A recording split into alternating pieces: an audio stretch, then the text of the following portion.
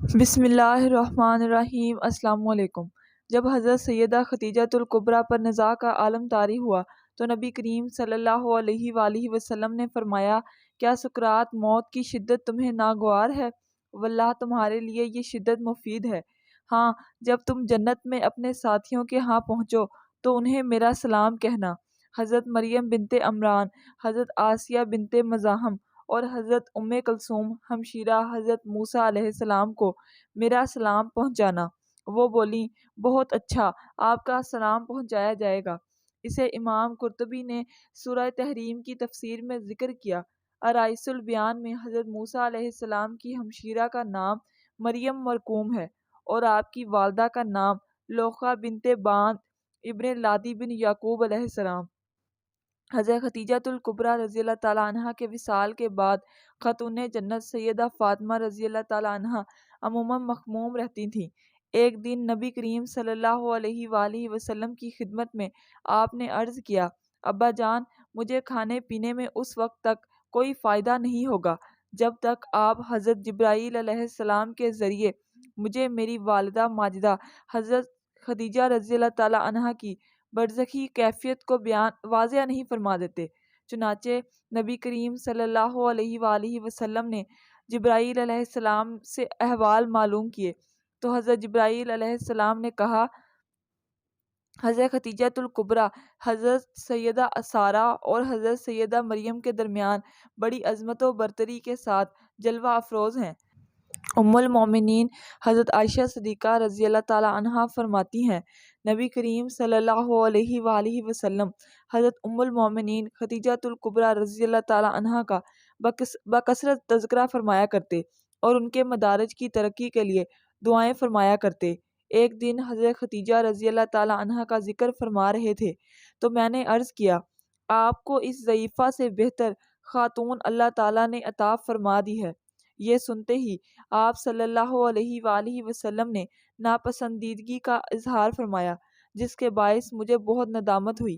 میں نے معافی طلب کی اور عرض کیا، آپ اپنی ناراضگی دور فرمائیں، آئندہ کبھی ذکر خیر کے سوا آپ کی خدمت میں کوئی اور بات نہیں کروں گی۔ آپ صلی اللہ علیہ وآلہ وسلم نے میری معذرت پر اظہار فرماتے ہوئے کہا کہ وہ تو اس وقت ایمان سے سرفراز ہوئیں جب کفار مکہ مجھے ایذائیں دے رہے تھے۔ انہوں نے مجھے ان نازک ترین لمحات میں پناہ دی جبکہ مشرکین میری جان کے در پہ تھے۔ انہوں نے میری ایسے زمانے میں تصدیق کی جبکہ اہل مکہ میری تکذیب کر رہے تھے۔ حضرت خدیجۃ الکبریٰ رضی اللہ تعالیٰ عنہ کے لیے دعائیں فرماتے، کبھی نہ اکتاتے۔ امہات المومنین میں آپ بلحاظ فضل و شرف ممتاز ہیں۔ چنانچہ شب معراج میں جب آپ صلی اللہ علیہ وآلہ وسلم جنت کی سیر فرما رہے تھے تو اس میں ایک عظیم محل دیکھا جو حد نظر تک وسیع و کشادہ ہے۔ اس میں ایسی اشیاء رکھ دی گئی تھیں جو نہ کسی آنکھ نے دیکھی اور نہ کسی کان نے سنی اور نہ ہی کوئی انسان اپنے دل میں تصور و خیال لا سکتا ہے۔ آپ صلی اللہ علیہ وآلہ وسلم نے دریافت فرمایا، یہ کس کا محل ہے؟ آواز آئی، یہ حضرت خدیجۃ الکبریٰ رضی اللہ تعالیٰ عنہ کا محل ہے۔ آپ صلی اللہ علیہ وآلہ وسلم نے فرمایا، میں انہیں ہدیے پیش کرتا ہوں کہ اللہ تعالیٰ نے مال دنیا کے بدلے میں جنت میں محل عطا فرمایا۔ عورتوں میں سب سے پہلے حضرت سیدہ خدیجۃ الکبریٰ رضی اللہ تعالیٰ عنہ ایمان لائیں۔ نبی کریم صلی اللہ علیہ وآلہ وسلم ماہ رمضان المبارک میں پیر کے دن اپنی بعثت کا اعلان فرمایا۔ حضرت خدیجۃ الکبریٰ نے اسی روز ہی آپ صلی اللہ علیہ وآلہ وسلم کی نبوت و رسالت کی تصدیق کی اور ایمان کا شرف پایا۔ نبی کریم صلی اللہ علیہ وآلہ وسلم ماہ رمضان المبارک میں معمول تھا کہ غار حرا میں جا کر مصروف عبادت رہتے۔ جب مہینہ گزر جاتا تو آپ مکہ مکرمہ تشریف لے آتے۔ گھر جانے سے قبل بیت اللہ شریف کا 7 بار طواف کرتے۔ جس سال آپ مبعوث ہوئے اور اعلان نبوت و رسالت کا فرمان جاری ہوا، اس وقت آپ غار حرا میں جلوہ افروز تھے۔ حضرت جبرائیل علیہ السلام اللہ تعالیٰ کے علم سے آپ کی خدمت میں وحی لے کر حاضر ہوئے۔ حضور سید عالم صلی اللہ علیہ وآلہ وسلم نے فرمایا، جنت میں عورتوں سے افضل ترین حضرت خدیجۃ الکبریٰ حضرت سیدہ فاطمہ، حضرت مریم بنت عمران، حضرت سید آسیہ بنت مزاحم ہیں۔ حضرت خدیجہ نے ہجرت سے 3 سال قبل مکہ مکرمہ میں وصال فرمایا۔ جنت معلیٰ مقام ہجون میں آپ کا مزار مبارک ہے۔ آپ نے 65 سال عمر پائی۔ آپ کی قبر شریف میں حضور سید عالم صلی اللہ علیہ وآلہ وسلم اترے۔ اس وقت تک نماز جنازہ فرض نہیں تھی۔ یہی وجہ تھی کہ حضور صلی اللہ علیہ وآلہ وسلم نے نماز جنازہ نہیں پڑھائی۔ بالکل اسی طرح رمضان کا مہینہ ہونے کے باوجود کوئی فرد روزے سے بھی نہ تھا، کیونکہ اس وقت روزے بھی فرض نہیں ہوئے تھے۔ بعض بیان کرتے ہیں کہ ابو طالب کی وفات کے 3 دن بعد حضرت خدیجۃ الکبریٰ رضی اللہ تعالیٰ عنہا نے وصال فرمایا۔ ان کے وصال کے بعد قریش آپ کو زیادہ تکالیف پہنچانے لگے۔ طبری کا بیان ہے کہ حضور سید عالم صلی اللہ علیہ وآلہ وسلم کی تمام اولاد سوائے حضرت ابراہیم کے حضرت خدیجۃ الکبریٰ رضی اللہ تعالیٰ عنہا سے ہیں۔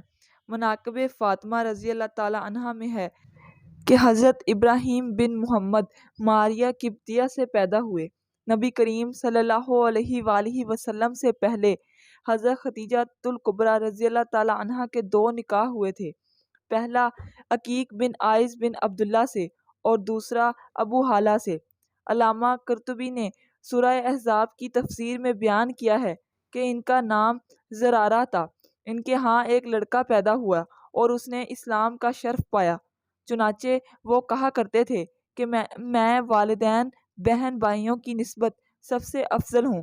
میرے باپ رسول کریم صلی اللہ علیہ وآلہ وسلم ہیں، میری والدہ خدیجہ رضی اللہ تعالیٰ عنہا ہیں، اور میرے بھائی قاسم اور میری ہمشیرہ فاطمہ رضی اللہ تعالیٰ عنہا ہیں۔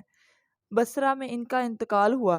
جنازے میں لوگوں کا بے پناہ ہجوم تھا، اس لیے کہ وہ رسول کریم صلی اللہ علیہ وآلہ وسلم کے ربیب ہیں۔ بعض نے کہا کہ آپ جنگ جمل میں شہادت سے سرفراز ہوئے۔ ایک مرتبہ حضرت خدیجۃ الکبریٰ رضی اللہ تعالیٰ عنہا نبی کریم صلی اللہ علیہ وآلہ وسلم سے عرض گزار ہوئیں، یا رسول اللہ صلی اللہ علیہ وآلہ وسلم، جب حضرت جبرائیل علیہ السلام آپ کی خدمت میں حاضر ہوں تو مجھے بھی دکھائیں۔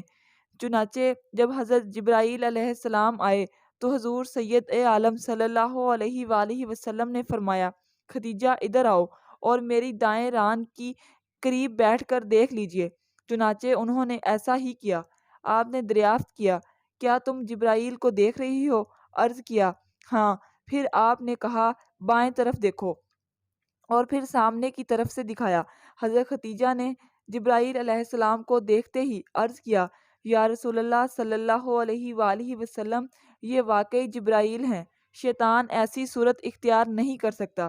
پھر حضرت خدیجۃ الکبریٰ رضی اللہ تعالیٰ عنہا نے لباس تبدیل کیا اور اپنے چچا زاد بھائی ورقہ بن نوفل کے پاس گئیں۔ ان سے آپ کی تمام کیفیات بیان کی۔ وہ بولے، خدائے قدوس کی قسم جس کی قبضہ قدرت میں میری جان ہے، باخدا اگر تم ان باتوں میں سچی ہو تو سمجھ لو یہ وہی ناموس اکبر آئے تھے جو حضرت موسیٰ علیہ السلام کے پاس آیا کرتے تھے۔ پھر ورقہ بن نوفل آپ صلی اللہ علیہ وآلہ وسلم کی خدمت میں حاضر ہوئے اور آپ صلی اللہ علیہ وآلہ وسلم کے سر اقدس کو چوم لیا۔